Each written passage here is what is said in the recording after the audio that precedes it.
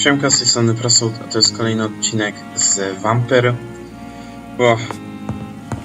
Co nie pamiętacie, to sobie weszliśmy właśnie już do tego szpitala, do środka sobie weszliśmy. Niewyraźne odbicie. To nieładnie w sumie. Ile szlingów.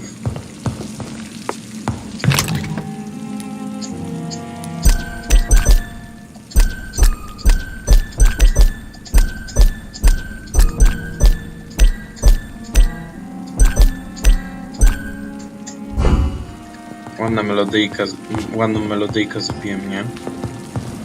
Dobra, co to jest nasz cel? The flower's dying. It needs water. He needs water. Szklana fiolka. Smocza skupa. Siekacz. Szczekacz, sorry.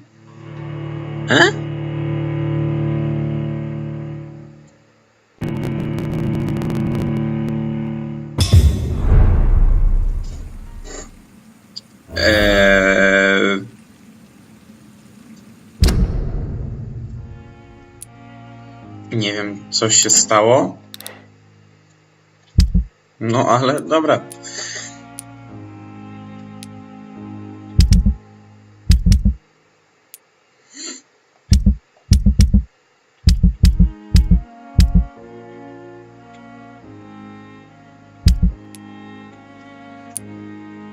Mamy tą broń dwuręczną.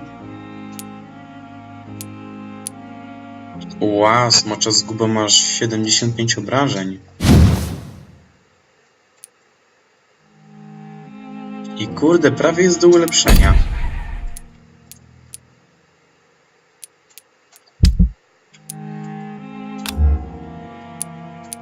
Dobra, biorę na smoczą zgubę, bo ma więcej obrażeń. A tą używaną kosę to nie wiem, czy brać.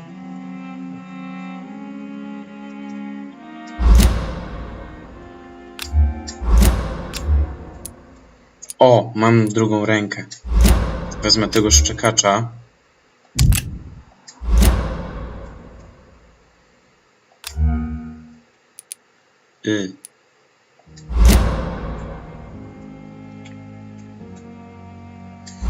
Dobra. A mam fajny kapelutek. Miałem kapelutek taki? W tamtym odcinku? Mi się coś nie kojarzy. Dobra. Ulepszmy się, bo ostatnio tego nie zrobiłem, bo troszeczkę się śpieszyłem, że tak powiem.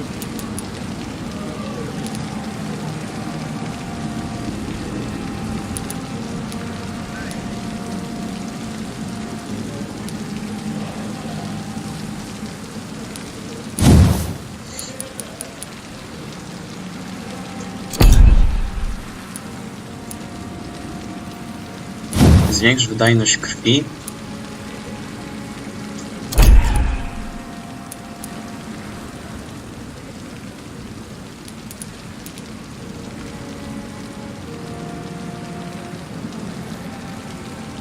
LOL.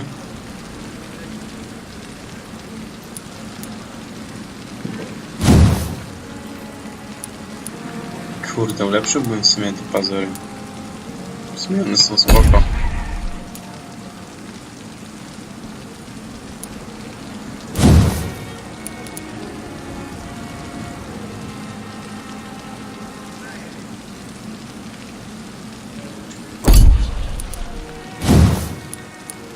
Bariera z krwi.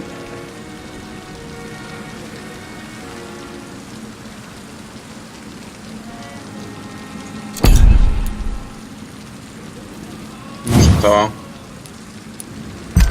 Oj, będę tego żałował.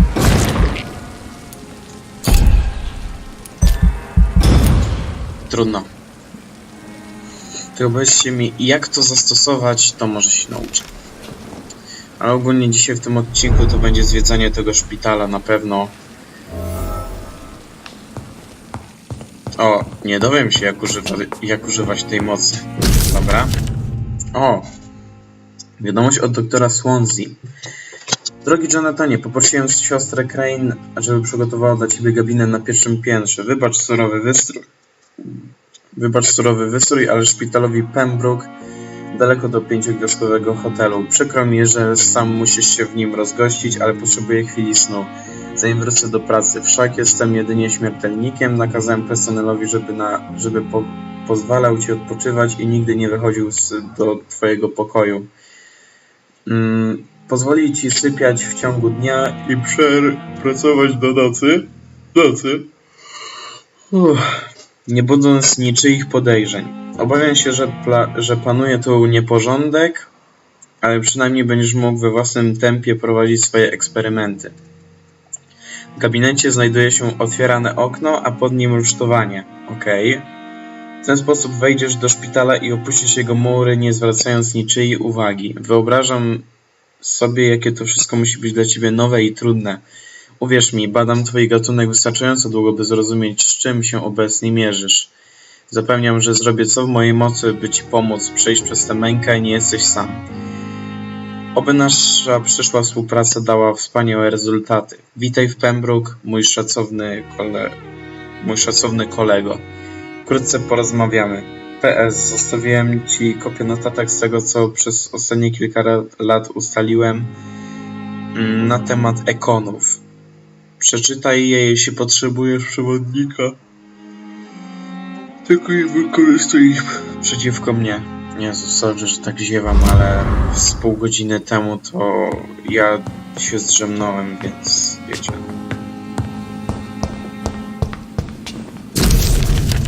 Jesus.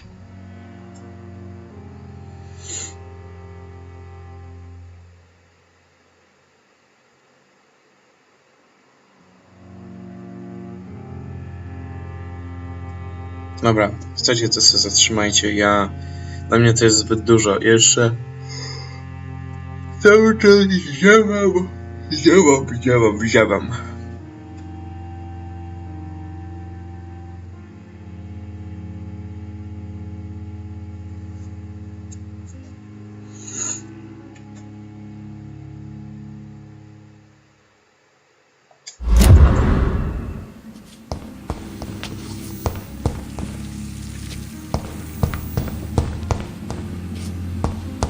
That's all.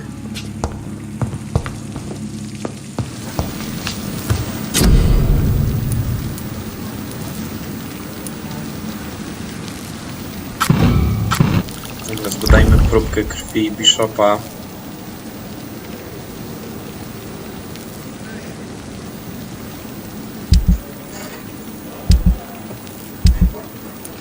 Ale kurde, nie mogę tu wytworzyć.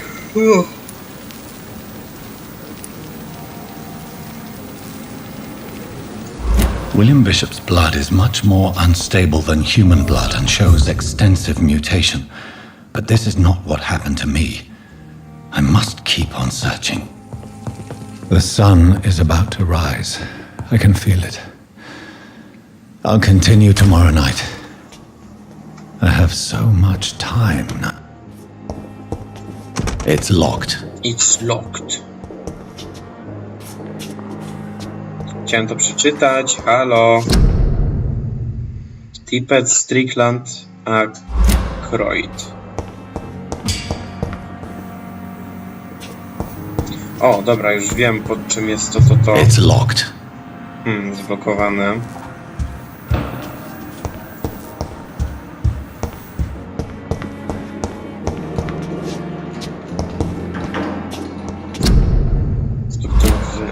Raid.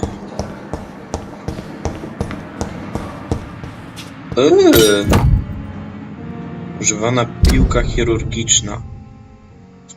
Mało obrażeń ma.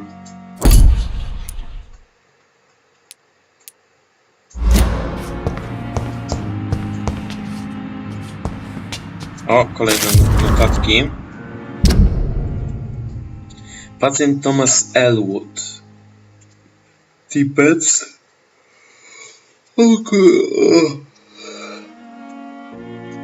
Uwagi. Twarz pacjenta uległa głębokim poparzeniom i oszpeceniu w wyniku wybuchu bomby w czasie wojny.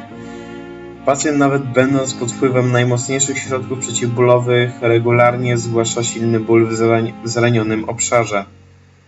Porównuje go do płomieni nadal palących go pod skórą. Badanie zabliźniającej się tkanki nie wykazało obecności stanu zapalnego, ani infekcji, ani opuchlizny. Blizny są czyste.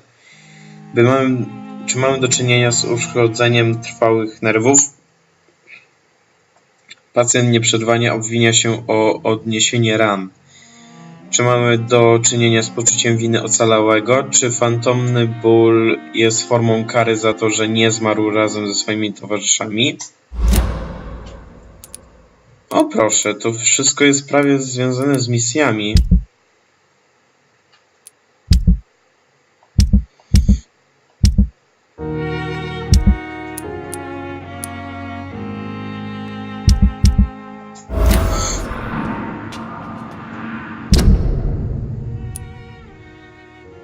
Na jakość krwi mieszkańców w dużej mierze wpływa ich zdrowie oraz liczba wskazówek, które zbierzesz. Aha, okej. Rany wojenne.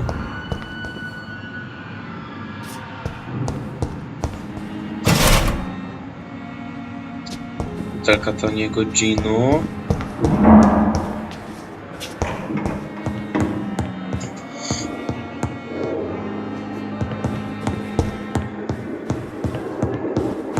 Oh my god.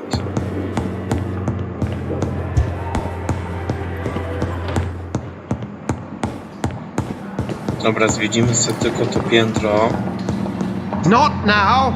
Not now. Not now. Dr. Swansea. Please come back later. Dobra. It's locked, all It's right. locked, all right.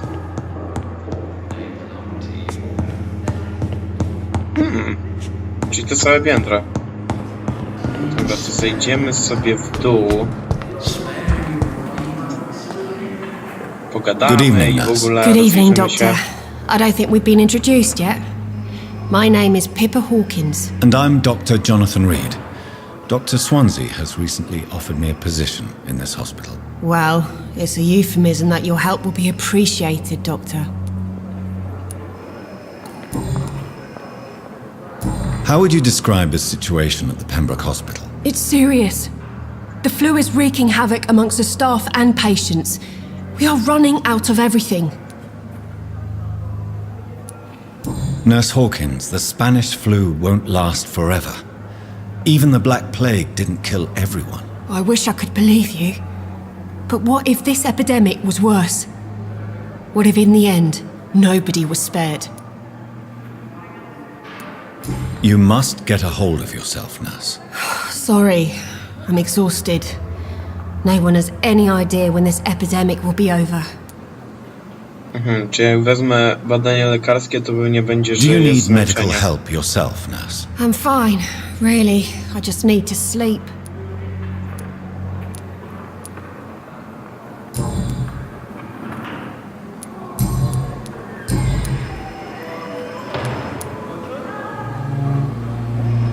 How is the Pembroke staff coping with the epidemic? Well, not well.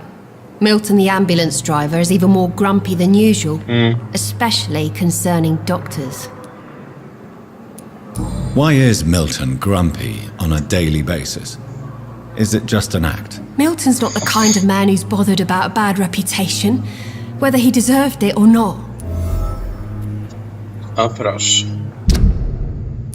Mam kolejną wskazówkę co do Miltona.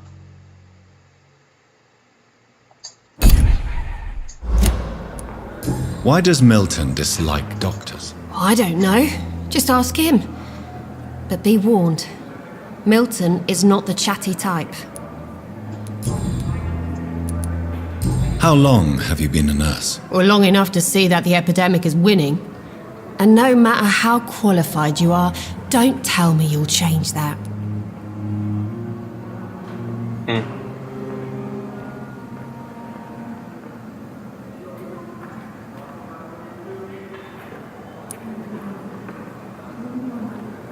You're right. When dealing with such a terrible disease, one must remain humble. But that doesn't mean we shouldn't try our best. Sorry, Doctor. I don't want to sound bitter, but I'm just too tired to give a pep talk like Nurse Brannigan.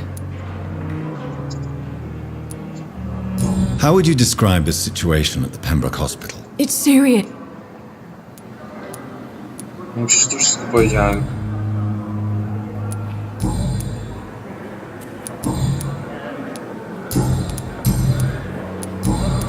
Goodbye, Nurse Hawkins. Dobra. It's locked, all right. Długi list. O. Cześć siostrzyczko. Jak tam życie w wielkim mieście? W Bram sprawy mają się kiepsko. Wygląda na to, że grypa znowu grasuje w okolicy. Pamiętasz pannę Scheller, starą zapijaczoną wiedźmę z drugiego piętra? 2 dni temu zmarła, a do jej mieszkania już ktoś się wprowadził. Rany musiałabyś mi sporo zapłacić, żebym położyła się w łóżku, w którym kilka godzin wcześniej ktoś kojfnął na grypę. Wybacz, że nie odpisałam szybciej na twój poprzedni list. Pomiędzy opieką nad małym polem, mamą, tatą i pracą w fabryce rzadko mam czas, żeby skreślić parę słów do swojej ulubionej siostry. Tak w ogóle synek przekazuje pozdrowienia dla cioteczki Pipy. Żebyś tylko widziała tego małego szkodnika. Kiedyś przez niego zwariuję. Mama kazała też poprosić, żebyś przy okazji następnej wizyty w domu przywiozła trochę tych wybornych ciasteczek. W ostatnim liście wspomniałeś, że rozważasz rzucenie roboty w szpitalu Pembrooke. Powiadam ci, Pip, że lepiej dobrze to przemyśl. Jasne, w fabryce zawsze znajdzie się praca, ale płacą tu gównianie.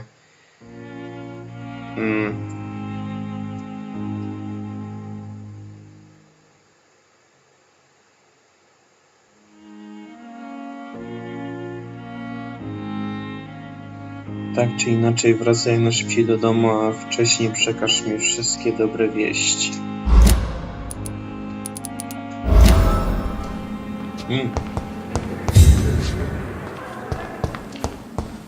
Nowa wskazówka do Pipy.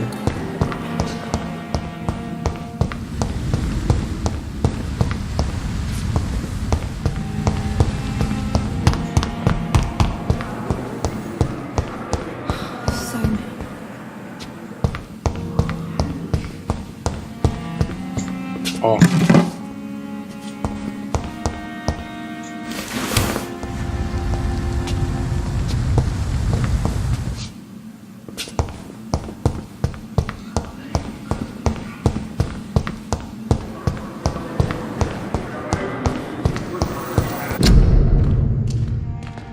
Zapobiegaj chorobie. Bezmyślne odpluwanie, kichanie czy kaszel pomagają się rozprzestrzeniać.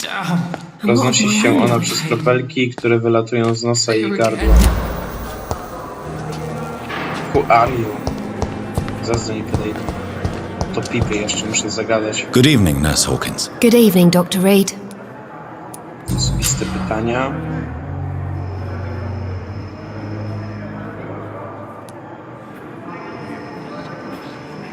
Pepper, are you sure you want to leave this hospital? To become a nurse was a little girl's dream. But in the end, I don't feel that useful. I want more. I want to make things change.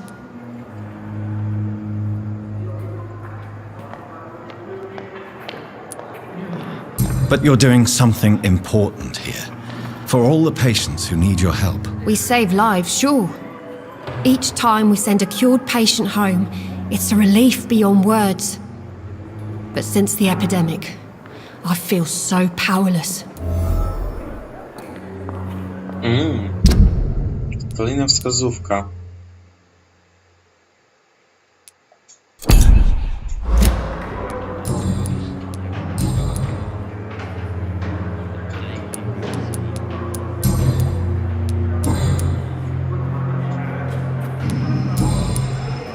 Dobra. Goodbye, Nurse Hawkins.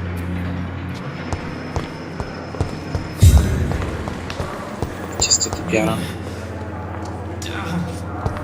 Tu jest.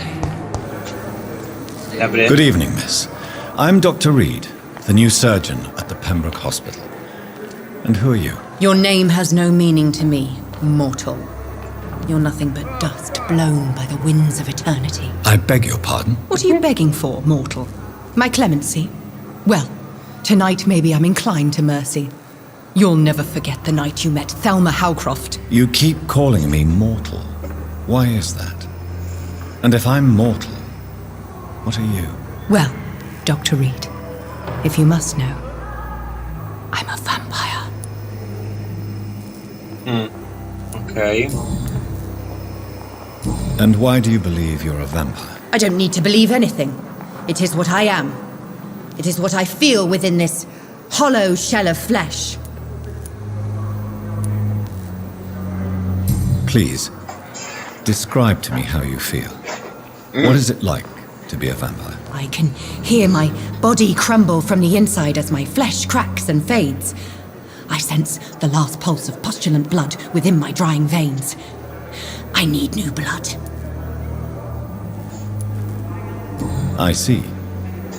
Have you ever heard of Cotard syndrome, Miss Howcroft? Never. It's a mental illness discovered by a French neurologist named Jules Cotard. The affected patients are delusional. They believe that they are putrefying, that they are dead, a ghost or a ghoul, or in your case, a vampire. Delusional, you say? Oh, sad and petty mortal. You can't even begin to understand the concept of immortality. And you think it is I who am delusional. O Jezu.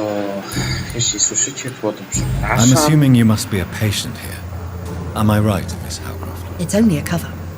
To hide from my enemies. I can leave whenever I want. As a woman, a spirit, fog, or bat. Who are these enemies you mentioned? Can you describe them? I cannot say for sure. But I sense their eyes on me from nearby. I feel them watching me every time I visit the garden near the morgue. The staff here are not your enemy. They're here to help you, to care for you. I'm not speaking of the doctors in white. I'm speaking of the men and women who hunt me. For I am a vampire. I see. Don't worry. These people will not find you here. I'll personally make sure they leave you alone. Thank you, mortal. But do not interfere with them, for you are no match for those that hunt me. Następne jest lokalne śledztwo. Śledztwa dotyczące mieszkańców. W tym miejscu wyświetlone są śledztwa dotyczące mieszkańców. Zostały podzielone według dzielnic. Aby śledzić nową misję mieszkańca, wybierz X, a następnie wejdź w mapę, by odszukać obszar śledztwa.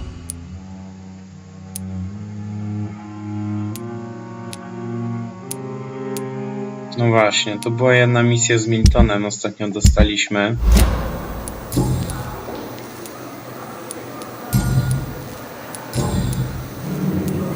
Who are you really, Miss Howcroft?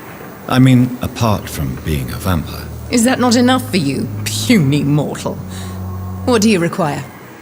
Proof of my powers? I'm curious to know who you were before becoming a vampire. No, it's such a long time ago, I don't remember. Centuries of unholy life can have strange effects on one's minds, you see? Okej. I'll leave you, Mistress of the Dark, to your nocturnal activities.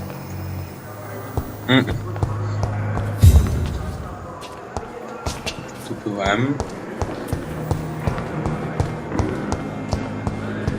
Fear and disgust on every street corner. I cannot enter. I cannot enter. O, to jest ten typek w ogóle, co go ratowaliśmy przed Bishopem. O czosnku i drewnianych kołkach.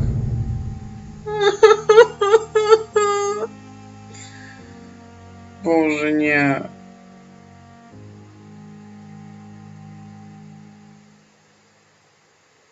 Nie, słuchajcie, mi się tak plącze język. Ja nie mam siły dzisiaj czytać. Przepraszam bardzo. Ale jak chcecie, to możecie sobie to przeczytać. Jak będzie coś krótszego, nie na całą stronę aż, o czosnku i drewnianych kołkach, to prawdopodobnie to przeczytam.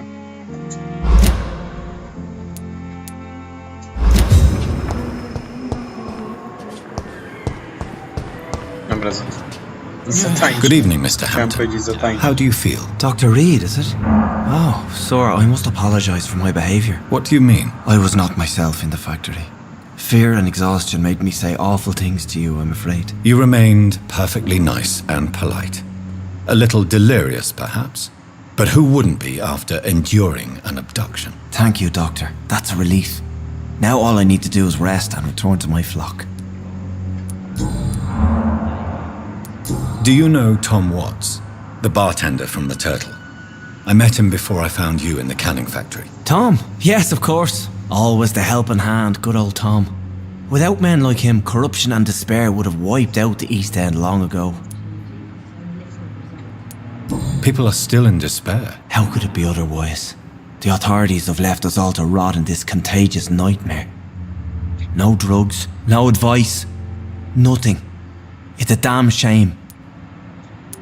Who should I avoid in this part of town, then? Any particularly evil figures? Not really. Most men and women are just doing their best. And it's not my habit to speak ill of people I know, Doctor. How did you end up in William Bishop's den? I had received alarming news about his recent behaviour. I went to his place and he refused to let me go. Why did he abduct you? William was an alcoholic. His addiction suddenly changed to blood. I don't know why. Just like a patient I met here.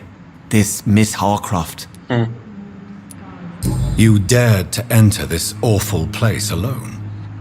You're a hero, Mr. Hampton. Or a fool. I'm just a man trying to help his friends, Dr. Reed.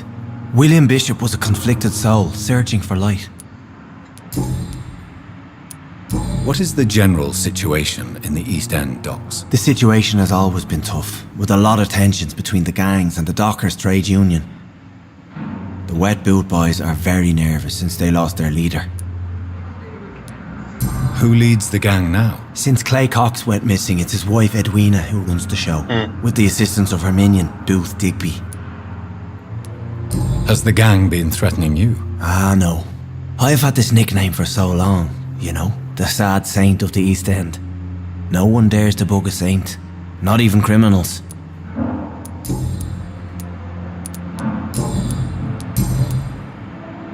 Oh. How do you feel, Mr. Hampton? Medically speaking, I mean. I feel exhausted. Beyond exhaustion, actually. William drank so much of my blood in his madness. I feel empty. You're in good hands here. Dr. Swansea is well versed in blood transfusion, and I'm sure he'll take the best care of you. Thank you, sir. I believe all I need is rest. And then I can go back to the people who need me. What do you do for a living, Mr. Hampton? I can't help but notice the cross around your neck. I manage a night asylum for the poor and homeless of the docks. And I try to guide the lost and hesitant on the right path to our Lord. Why didn't you use your cross against William Bishop? To repel him somehow? That's a very strange question, Doctor. A cross is no magical token, if that's what you were trying to say. Not mine, anyway.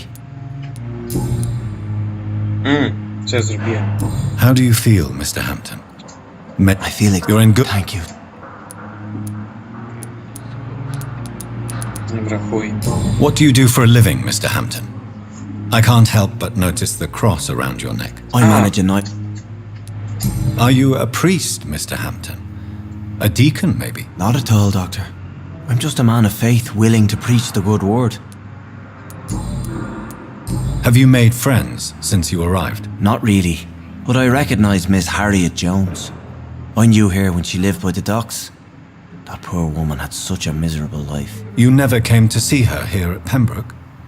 Receiving visits when sick can be an important part of the healing process, you know. We're not just bodies. You're preaching to the converted now, Doctor. To be truly honest, I thought she was dead. She left the docks many months ago.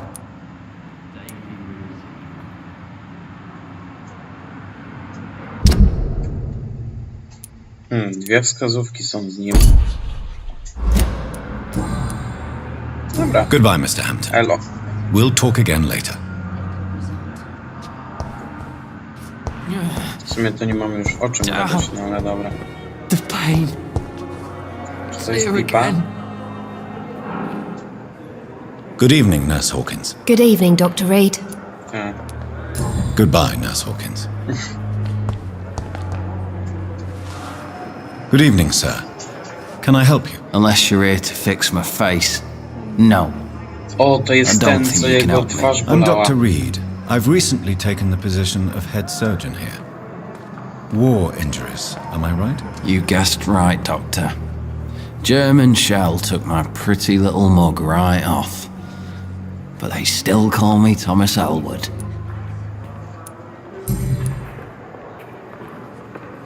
How is your stay with us, Mr. Elwood? Oh, it's bliss. I just escaped death in the trenches to be surrounded again by the moans of the dying. Can I ask you precisely why you're a patient here? It's the pain, sir. The drugs don't work. It just hurts under the scars, if you get my drift. Can I do anything for your pain? Nurses gave me a bunch of pills. No effect. Told you. It's like the flames are under my skin, burning away. Who is treating you? Is someone in particular looking after your case? Nobody since the old and tired doctor spoke to me. Started to think I was forgotten about. Wouldn't blame you. You don't seem worried by that. My face hurts so much more when I smile or cry. I've learned it's easier not to speak. But be assured I'm smiling inside. Okej. No, zobaczymy. Why do you feel responsible for the injury, Thomas? What really happened? I wasn't disfigured by any German shells. It happened during my leave. It was an accident. Why lie about it? Come on. It's one thing to come back disfigured by the Germans, and it's another to get injured in an accident that could have happened to anybody.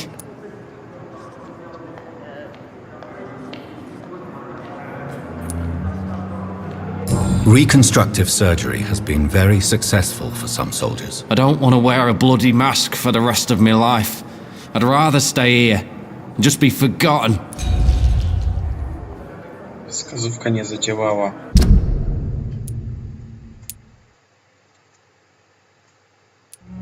Utracona wskazówka, ale gówno.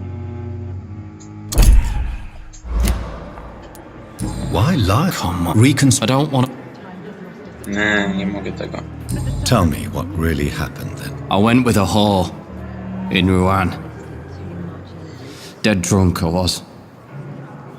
The hotel was a shithole. There was a fire that night. Did you start the fire? Were you trying to avoid going back to the front? That's not uncommon, you know. No. It's just that I was asleep when the flames reached the room. The girl was long gone.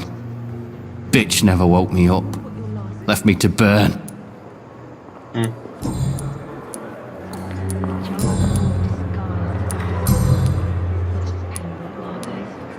Where were you stationed, sir? Did you serve for long? I really don't want to talk about all this shit. No offense. I was pushing too much. I served in France myself. I just wanted to know what happened to you. You were an officer, weren't you? Then I doubt we fought the same war, sir. No offense.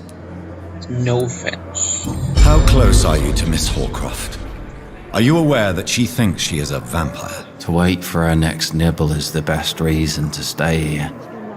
Every time she approaches my bed, she treats me like something tasty. A normal person. Aren't you afraid? She may hurt you if the game goes too far. She's quite harmless, I can assure you. Her head's broken inside is all. While I'm busted on the outside. But she's still beautiful. Living proof that there's hope for me.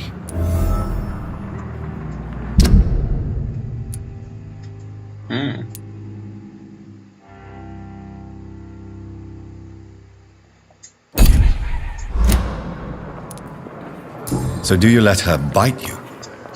You know that's not sanitary. And why not? She's only supping a few drops of my blood. And the pain, it's real for once. She could decide to bite less willing patients. Then it's another good reason for me to stay here, Doctor. You do realize she's mentally disturbed. It's called the Cotard syndrome. She truly believes she's a vampire. In her madness, she never refers to my scars. And frankly, if I could, I'd join her world. It seems much more fun than the real one.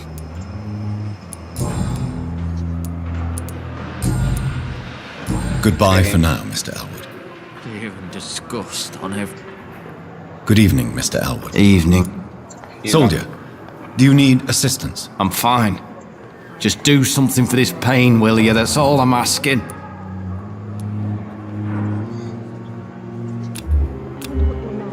Mogę go hipnotyzować, Goodbye for now, ale Mr. nie Elwood. chcę. Fear and disgust on every street I corner. wonder why the Goswicks came here in the first Daily place. routine.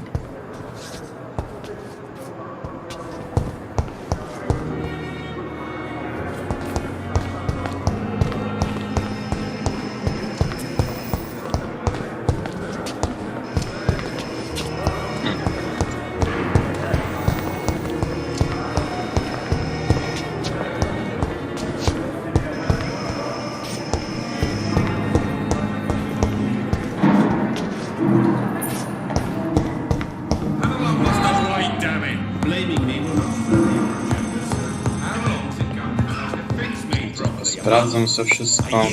You have the right to disapprove of our methods, and you will kindly apologize when you're Jezu, feeling ile better. tu jest osób.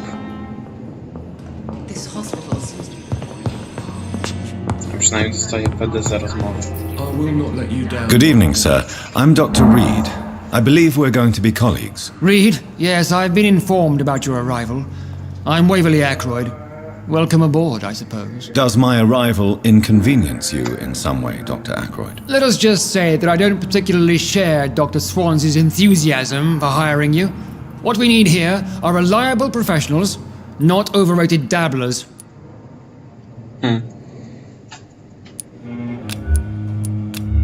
Jezu, u niego hipnotyzacja dopiero na 4. poziom. If you have a problem with me, Dr. Ackroyd, please feel free to tell me. Dr. Swansea has imposed your presence on this hospital without asking anyone's advice. The benefit of his position. But I don't agree with it. I know we've never met before, but I believe this hospital could use all the help it can get. You will agree with that, I'm sure. Oh, but I have heard about you, Dr. Reed. Of course, you can't say the same about me, since I have not wasted my time courting the press.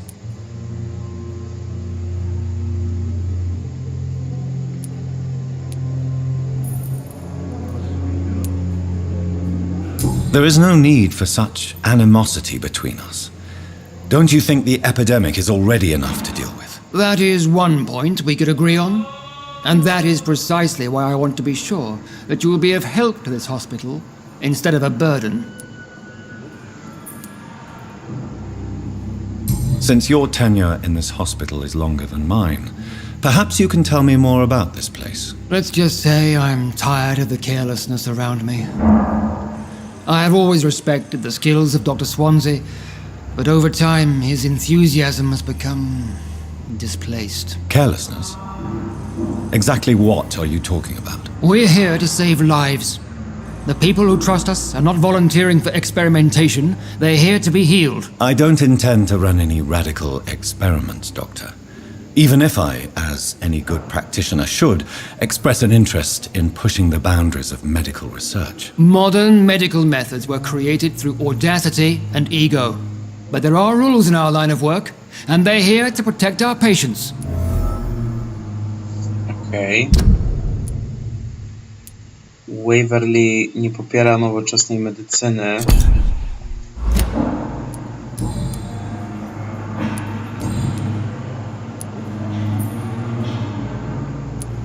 It seems you have bad memories of your military service. I refuse to see this industrial slaughter as scientific progress.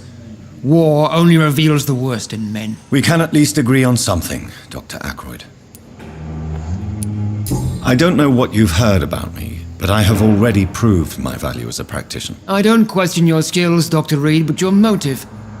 Is it money, fame, or are you truly dedicated? And what exactly is that supposed to mean? I served in the war just like you. But unlike you, I did not use the wounded to play the modern sorcerer. Be careful what you insinuate, Dr. Ackroyd. I only want you to admit you used those men to improve your theories.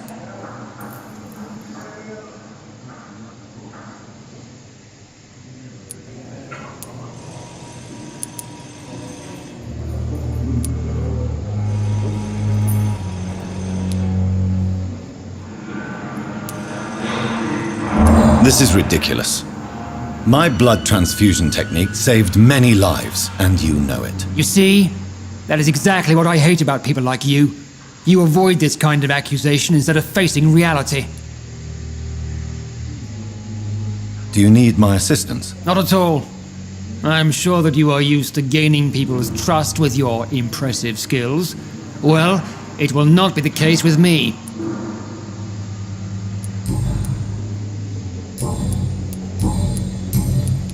Thank you for your time. Dobra. We'll talk later. Nie lubię go. Waverly to dupek. Dobra.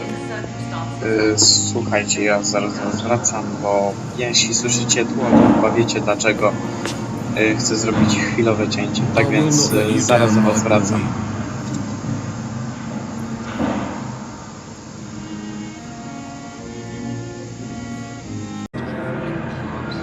Dobra, jestem z powrotem.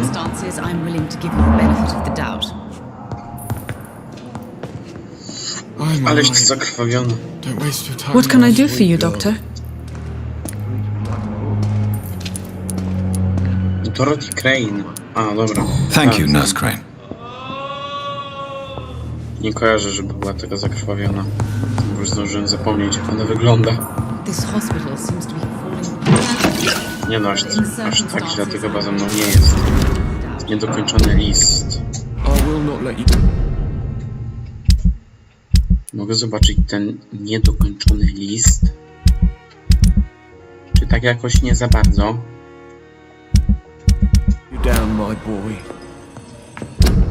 Jesus.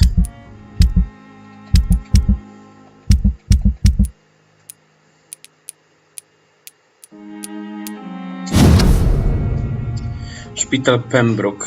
Kochane dziateczki.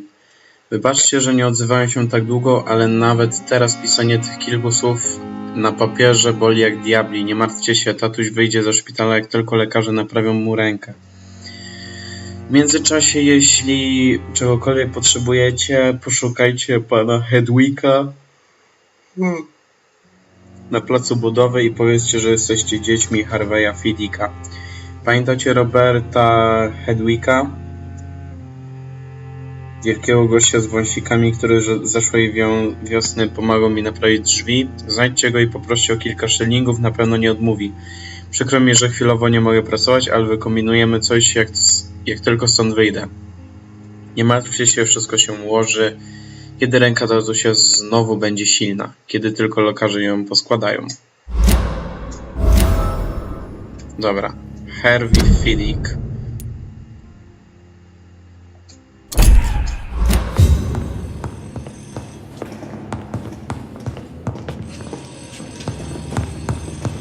Good evening, sir.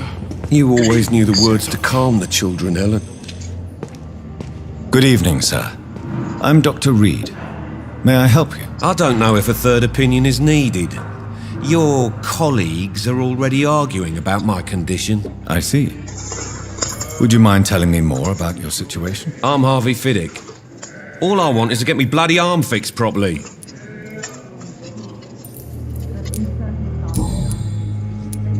Wziąłem coś do jedzenia. Jak będę chrupał, to mam nadzieję, że się nie obrazicie. Are you satisfied with your treatment here? Well, it's clear that I've chosen a bad time to be injured. Forgive my bluntness, but you seem overwhelmed by cases of the flu. I won't lie to you about it. I'm afraid we are. Are you sure you don't want to operate yourself, Dr. Reed? I have the feeling you're very capable. And your colleagues seem to think so too. In other circumstances, you would be right. But for now, I don't think I can take on the responsibility. My apologies. Tell me about yourself, Mr. Fiddick. I'm just a regular guy waiting to get his arm fixed, so I can return to work and to my family. I was more curious about what you were doing before being hospitalized. I'm a carpenter, and a good one too. But that means I need both arms to feed my family, Dr. Reed. Tell me about the doctors who are arguing about your case. Strickland and Ackroyd. They both want the best for me, but there's a lot of pride there. Doctors are no different from carpenters, it seems. What do you mean? I often had professional arguments with rivals on a building site. Difference is I disagree about wooden nails, not flesh and bones. Że się niby przechwalam. Bym się nie zesrał. You seem worried about the safety of your family. And it's obviously the reason why your wound troubles you so much. I cannot give up on my children now. They both need me living. What about their mother, if I may ask? She died in 1915 during one of the first Zeppelin raids. We never found her body.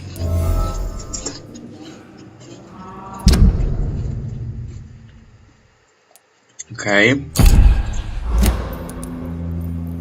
Tell me more about the death of your wife, Harvey. 1915. I was in the army, building workshops for the Royal Flying Corps. Helen was happy I wasn't sent to the front. What happened? The Germans sent Zeppelins to bomb the construction site, but they missed their target. My wife was bringing my dinner when the bombs fell. I'm sorry for your loss. So many died during the bombings. I served in France and witnessed the carnage there. I would like to say that she didn't suffer. Truth is, I have no idea. I just know that I'm all that me kids have. Poor little bleeders. How are your children after losing their mother? They were smaller then. The only good thing about this is my Helen didn't bring them with her that night. No właśnie. Dobra. Goodbye for now, Mr. Fiddick. I'll see you later. You always knew the words to calm the children, Helen. As for me, what a blundering idiot. To Ackerley? I'm so tired. Will this shift never end? I'm quite busy right now, Dr. Reed. Akrojot, sorry.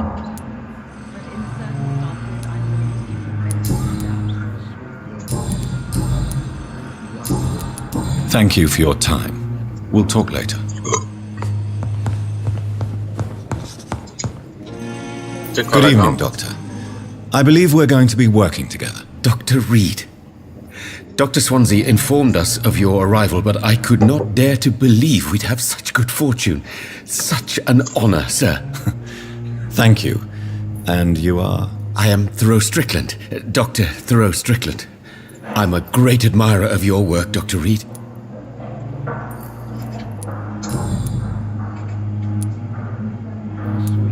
Please, could you tell me something about yourself? I'm a great admirer of your work concerning blood transfusion, Dr. Reed. I run my own experiments. I'm convinced it's the future. What made you choose to be a doctor? I'm not ashamed to admit you and your work have inspired me. I am honored to have the opportunity to work by your side.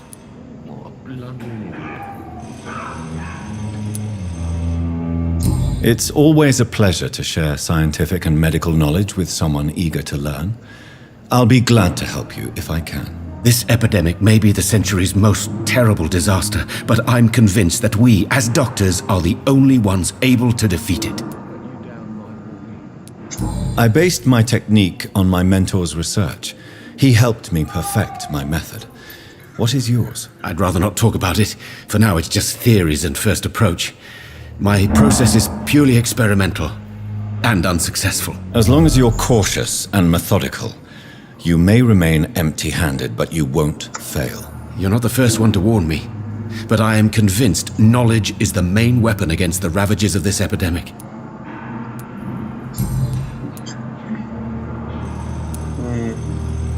What can you tell me about the Pembroke? Well, it has always been an honor to work with Dr. Swansea.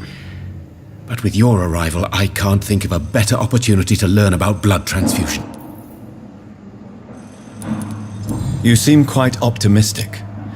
It's a rare and precious attitude in these difficult times. I'm convinced that this epidemic is a test of endurance and dedication for us men of science. Questions remain about our capacity to resolve the situation. True. Last summer, during the first wave of the epidemic, I used to joke with Milton about the extra work. We're not smiling now. No nie dziwię się. Do you need help with anything in particular? Well, yes, maybe. I'm waiting for a batch of products I ordered for my personal research, yet my supplier seems to have vanished. Do you want me to play the errand boy for you? Oh no, Dr. Reed. But if you went personally to his shop, what with your reputation and all, he wouldn't dare to refuse the products I need. I see. Well, give me the address, for I may pass by if I have time. Okej. Nowe śledztwo, żebyśmy tego odblokowali jak najwięcej. What do you think of Dr. Ackroyd's aversion to modern medical methods? It's a shame he's so narrow-minded. Dr. Swansea taught me that science is about exploring uncharted territory. I'm convinced that's true. With the influenza and all that's going on, you should put your differences aside, don't you think? Why is it so difficult to work together? I believe that if Dr. Ackroyd had been the one to discover the transfusion process, he would be the first to recommend its use. So you believe it's just a question of jealousy and pride? Dr. Ackroyd is as proud as he is blinded by his obsolete concept of medical science.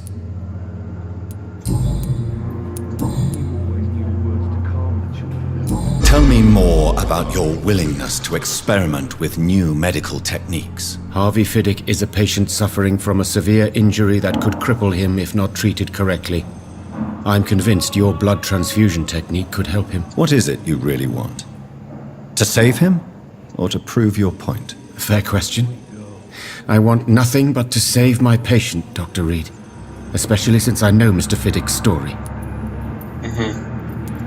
This personal involvement could also appear to be a lack of impartiality.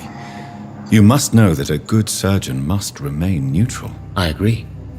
But that does not excuse Dr. Ackroyd's behavior, a man who did not even take time to converse with his patient. Do you think keeping his distance was a mistake? All I know is that I'm taking care of human beings with desires, hopes, and fears. Not some biological machine comprised of blood, bones, and flesh. Tell me Mr. Fiddick's story. Our first diagnosis was compromised because Mr. Fiddick lied to us about the real origin of his injury. He first claimed it was an accident. But why would he hide such crucial information from us? Because he is a proud father, ashamed of putting his children at risk because of his own negligence. Okej. Mam wszystkie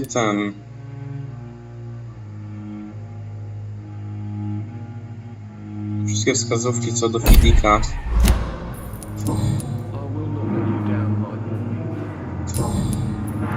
Goodbye, Dr. Strickland. Nic już nie ma.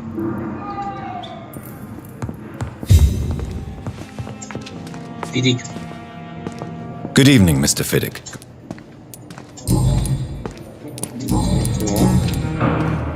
Tell me about your injury, Harvey.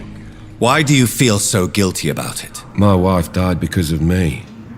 And now I may lose everything because I've been careless enough to hurt myself. What an arsehole. How could your job be responsible for your wife's death? I was working a double. She went out to bring me a hot meal and got caught in a German bomb raid. You can't hold yourself responsible for your injury, Mr. Fiddick, unless you tried to hurt yourself. Of course I didn't hurt myself. But I can't work until my arm is fixed. My children need to eat, Doctor.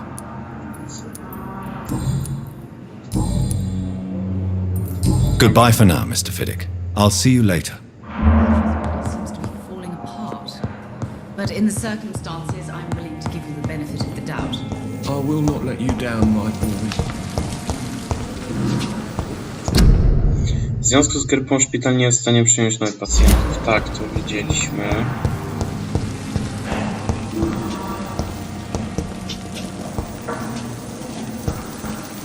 Boże, myślę, że to mapa miasta, a to anatomia człowieka.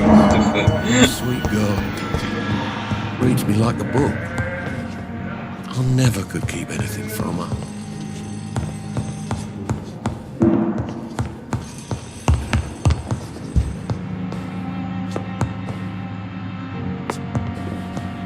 Kurde.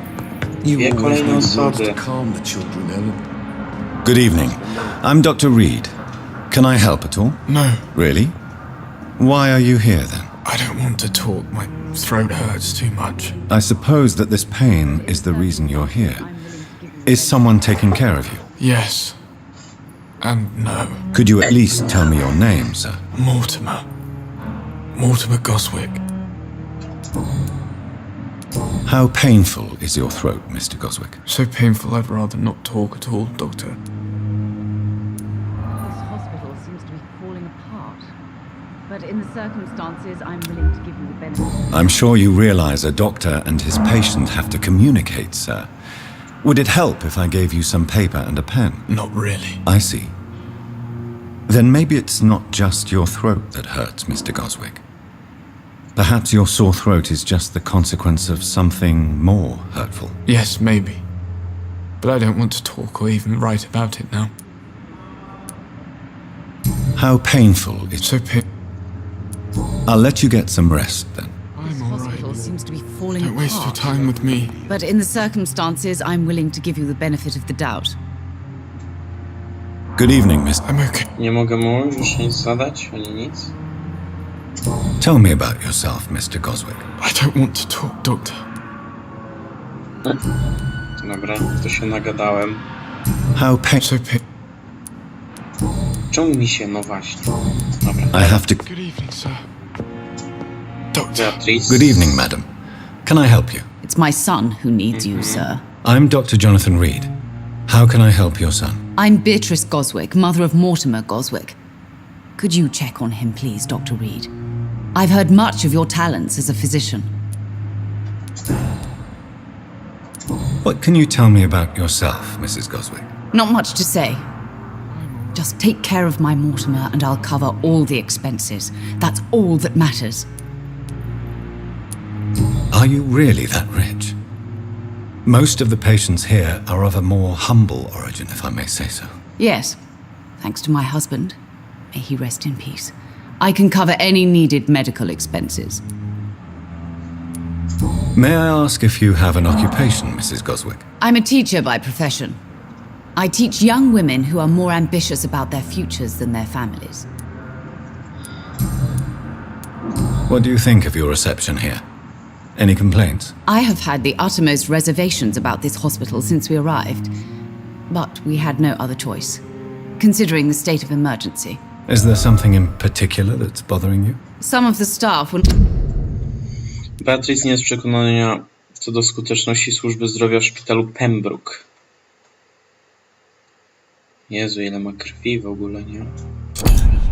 not especially welcoming. I suspect they're not accustomed to dealing with patients of such social standing. Tell me more about your arrival at the Pembroke Hospital. What gave you such a bad first impression? The ambulance driver was quite rude, for a start. And that nurse, Miss Hawkins, seems to have quite a dubious attitude. What do you mean? She managed to secure a bed for my son despite the epidemic. It was a relief, but it wasn't cheap.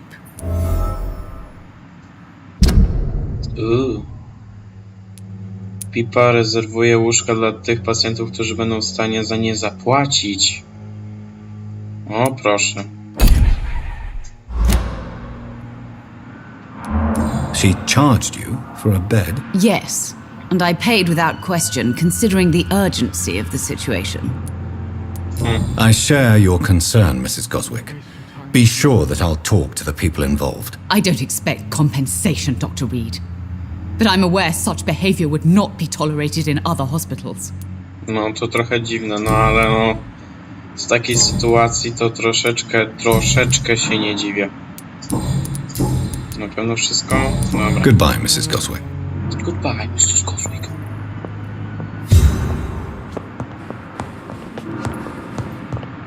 Mogę was obrabować? Nie macie nawet z czego. Nie mam nawet... Ja nie mam nawet z czego. I will not let you down, my boy.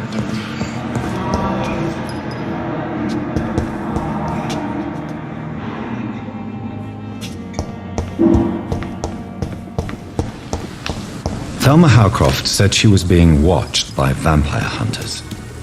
Where are they hiding? Ich życie zależy od ciebie. Armia potrzebuje pielęgniarek. Dowiedz się więcej w najbliższym Ministerstwa Pracy i I should Służby. investigate.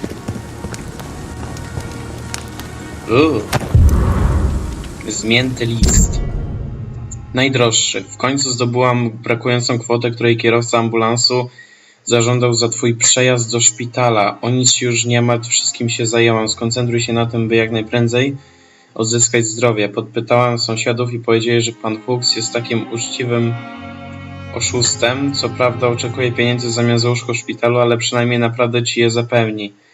Wybacz, że z początku nie chciałam zapłacić, dopiero teraz uświadomiłam sobie, że twój szybki powrót do zdrowia to jedyne, co się liczy. Słyszałem, że poza zachowaniem Miltona Hooksa Pembroke nie da się nic zarzucić. Teraz już wszystko będzie dobrze, obiecuję. Niebawem zobaczę cię w czystym łóżku. To jest jego czyste łóżko? Tak myślałem, że właśnie coś do Miltona będzie. No... Nie wszyscy są tutaj święci. Tutaj tylko szylingi.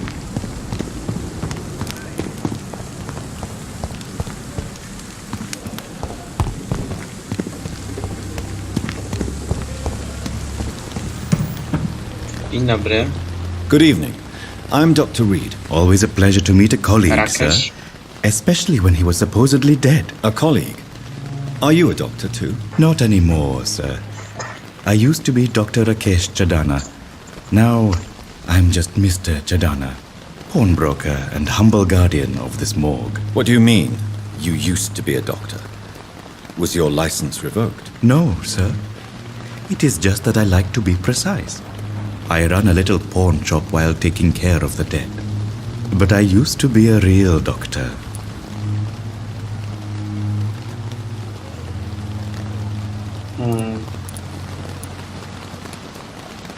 Ej, czemu mam... Dobra, naprawiło się. Boż. Do you work here alone? Yes, very easy work, sir.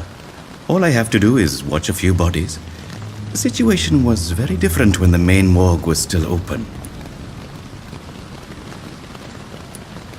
Why do you have to watch these bodies? Because these poor fellows have no names. We keep them in case someone comes looking for the missing. Sadly, very rarely happens. Why close the hospital's main morgue? It was for sanitary reasons after the beginning of the epidemic. Cadavers had to be moved to the nearest mass grave. Mass grave? Are you afraid or uneasy being surrounded by so many corpses? Why should I? These bodies are empty vessels. Flesh left to decay. Poof! No soul anymore. All gone. How did you get this job? After I left the army, I worked as an undertaker down by the docks. A dangerous place with many an unpleasant business there. Milton Hooks helped me get a job here. An interesting point of view. And quite an exotic one, too. Most people fear, or at least have a respect, for dead flesh. Sir, as a medic during the war, I learned to face my death and the death of others. It's the pain we have to tame, not death itself.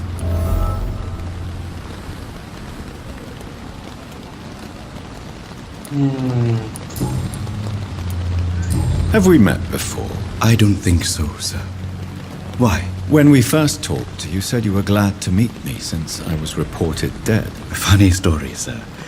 Your sister came here a few nights ago. You were missing, and she was looking for your body. She must be very relieved now. Tak, bardzo. A pawnbroker? I expect you get all types of people here. Yes, sir. All kind of people. For I sell all kind of goods. Who comes here to trade with you? It's very unhygienic, even unsafe. Diseases can spread. For the customers, for the hospital. I'm very cautious, sir. I've been a doctor, remember? And all my clients are good people. In fact, I think I only know good people.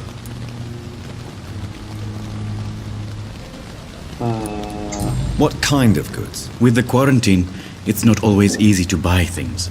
So I trade, I exchange. Some people sell, some others buy. I like to help. Okej.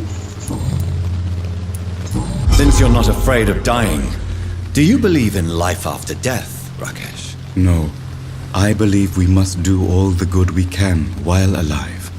For our time is short and the obstacles are endless. Do you think you would enjoy immortality as a concept? I don't think so. Don't mistake me, I love life and I'd like to live a long life. But everything has to decay, sir. Even goodwill. Do you really believe goodwill cannot last? As I said, sir, everything decays. If I was to never die, goodness, I would be bored or worse. And I like to be helpful, sir. Quite depressing, wouldn't you say? Yes, but the good news is we'll all die before losing our humanity, sir.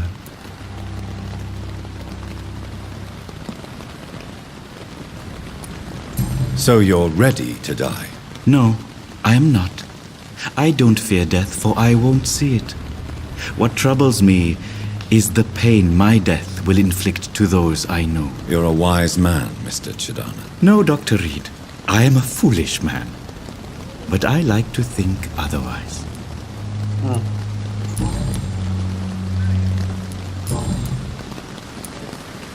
Please show me what you have to sell. Of course.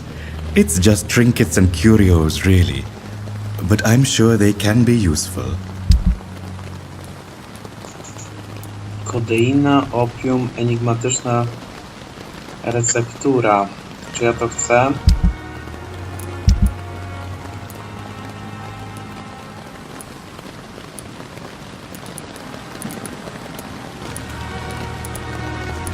Kuźwa, to wszystko może się przydać, prędzej czy później.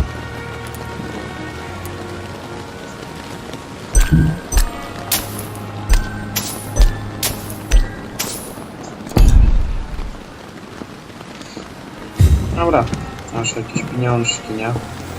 It's locked. It's locked. It's locked, it's locked, it's locked. It's locked. It's locked. Wszystko jest kurwa locked. It's open! No nie! I cannot enter. I'm sorry you ended up on my plain and cold medical bench, sir. I understand you must be very angry about this unfair situation. I managed to arrange to have you buried in the same mass grave as your wife. I hope that might help. Aha.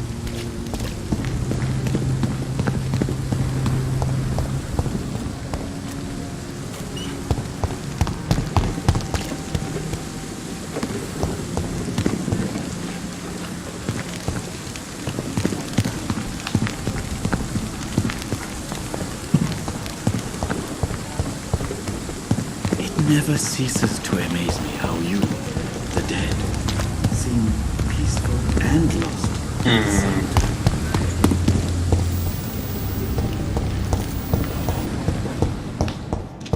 My sweet girl.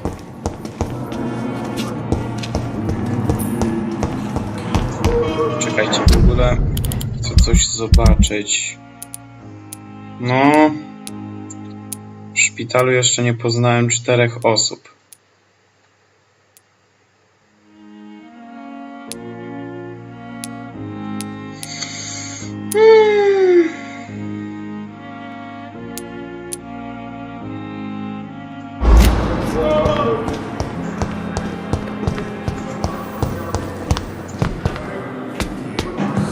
Może na drugim piętrze ktoś będzie. Albo nie. Czekajcie, z drugiej strony jeszcze coś było.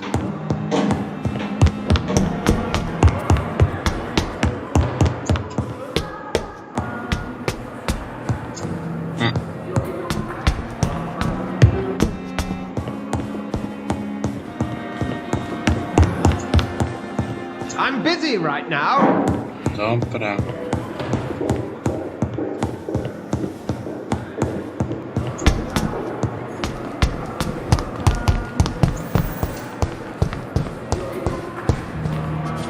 Fear and disgust on every street corner. The daily routine. Nie wiem, co mam ze sobą zrobić tutaj. Perhaps I should consider the offer from that Cadogan fella. Jak to jest zamknięte? I have wasted too much energy for so little result.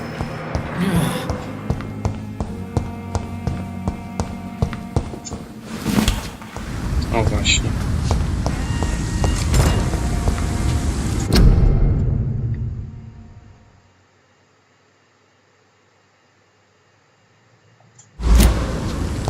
Okej.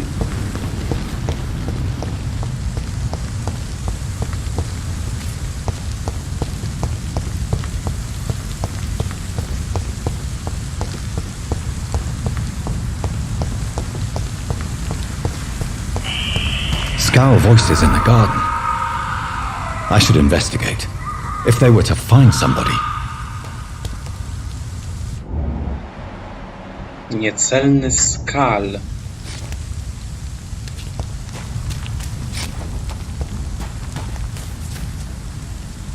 Jezu, to ma 6. poziom. Ja mam 5.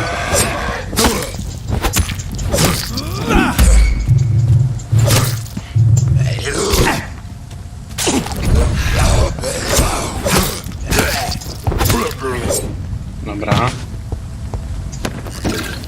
Rozcieńczona, krzepka krew. To jest dalej szpital? Chyba tak.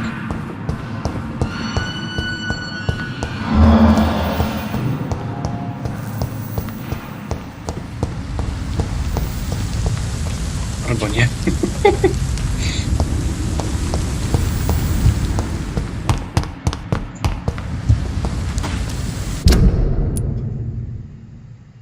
To jest misja poboczna.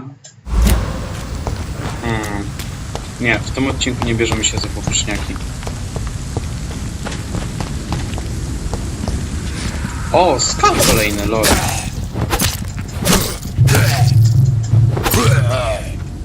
Wow, wymagająca walka, nie powiem. Zesrać się można.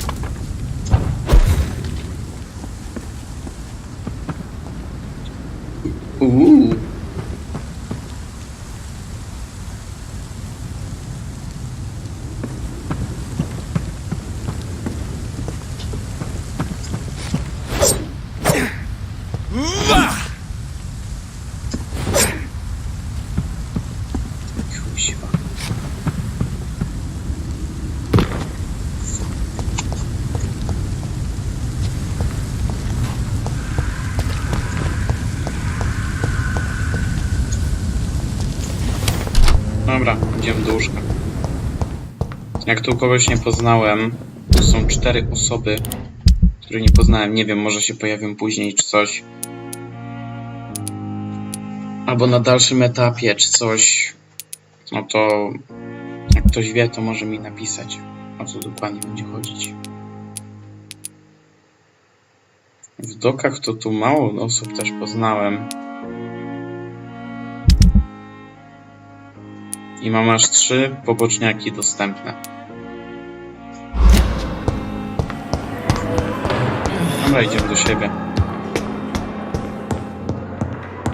Może się ulepszymy. W sumie mam 300 pedeków.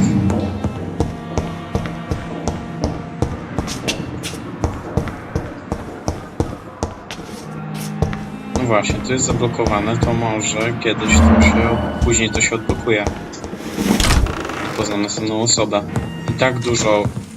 Ten odcinek to były same rozmowy praktycznie, nie?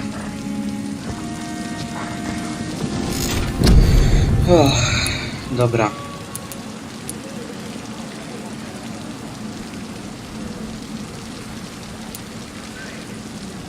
O, to by było spoko.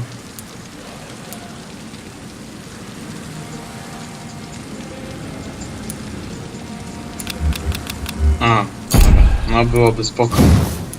Ale nie będzie. Poziom wytrzymałości. Będzie spoko.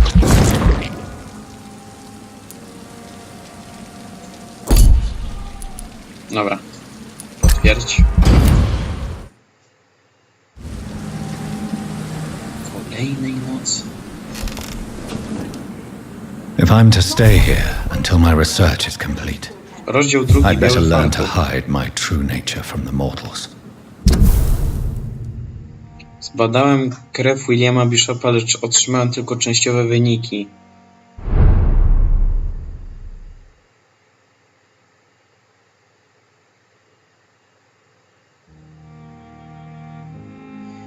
Sprawdź, kto przyszedł.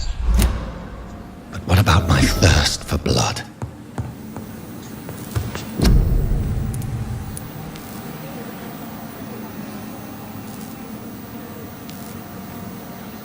Kurde. A mam dwie osoby ze zmęczeniem.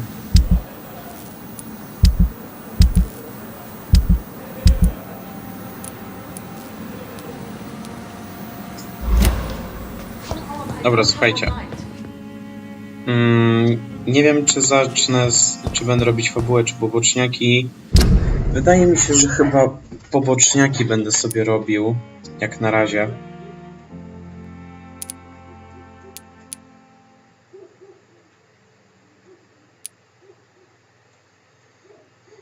No bo w sumie jest niedaleko mnie ten zgubiony portfel.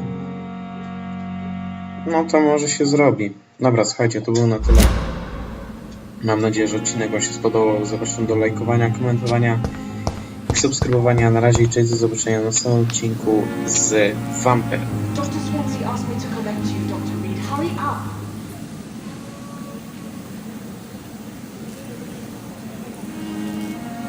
Hurry now, Doctor. It's freezing here.